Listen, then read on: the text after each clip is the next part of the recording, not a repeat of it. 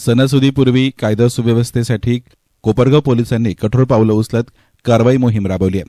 कोपरगाव शहर पोलिसांनी आगामी गणेशोत्सव, नवरात्री आदी सणांच्या पार्श्वभूमीवर शहरातील महत्वाच्या मार्गांवर गस्त घालत कारवाईची मोहीम राबवली। छत्रपती शिवाजी महाराज स्मारक, डॉ बाबासाहेब आंबेडकर स्मारक, कोपरगाव बस स्थानक, खंदक नाला, बैल बाजार, धारणगाव रोड, गांधीनगर, जिजामाता उद्यान आदी परिसरासह शहरातील प्रमुख रस्त्यांवर ही कारवाई करण्यात आली।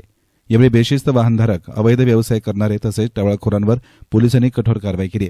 पोलीस निरीक्षक रामकृष्ण कुंभार यांच्या मार्गदर्शनाखाली एपीआय किशोर पवार, पोलीस उपनिरीक्षक संदीप सुन्ने, पोलीस उपनिरीक्षक Deepak Rothe, police head constable Digambar Shelar, police head constable Deepak Rokade, police head constable Eknath Limbhore, police constable Ganesh Kakade, police constable Shrikant Kurhade, police constable Tushar Kanawade, police constable Balu Dhongade, police constable Bhangre यांच्यासह अधिकारी कर्मचारी कारवाईमध्ये सहभागी झाले होते। या कारवाईमुळे शहरातील कायदा सुव्यवस्था अबाधित राहण्यास मदत झाली असून नागरिकांमध्ये समाधानाचं वातावरण निर्माण झालं आहे। मीडियासाठी प्रतिनिधी युसुफ रंगरेज, कोपरगाव।